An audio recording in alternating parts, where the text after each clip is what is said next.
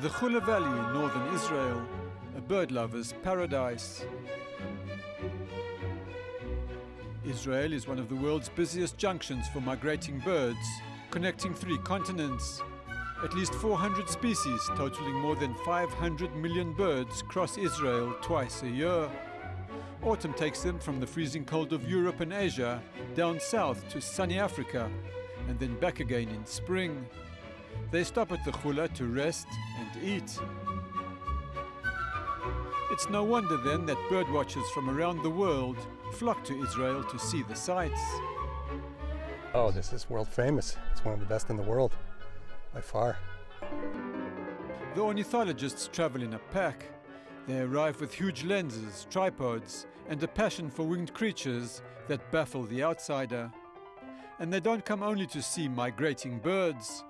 Israel is blessed with its own resident avian assortment, second to none. We have birds from Africa at their northernmost distribution. We have Asian birds at their westernmost distribution, European birds at their southernmost, and Mediterranean birds at their easternmost. So basically it combines all worlds. So for visiting birders from Europe or from the US, they're guaranteed to see birds that they will not see back home. There's a lot of birds here that we don't get in Britain, which are reasonably common here. I mean, there are sunbirds in the grounds of the hotel where we stay. They live there. They're common there, but you wouldn't see them in Britain ever. They told me that birds in Israel are less polite than birds in England. Well, I wouldn't say that, but if you look at the robin in England is much friendlier than the robin here in Israel. So there is something in there? No, I don't think it's anything to do with the Israeli character.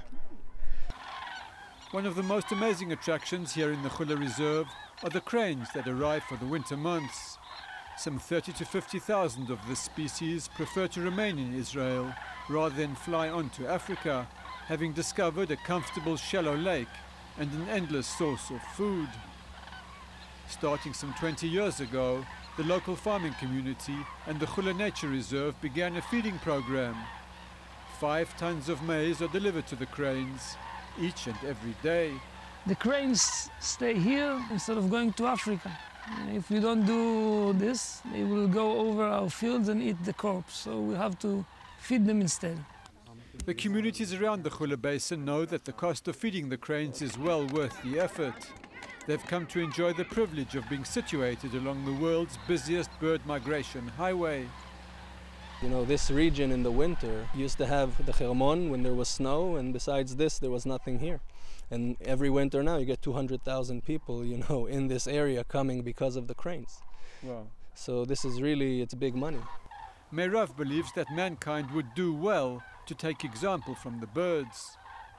You know, birds are a lot more interesting, you know, than people. And, you know, we just need to listen to nature more, and maybe we can get more done. And that's the way I see it.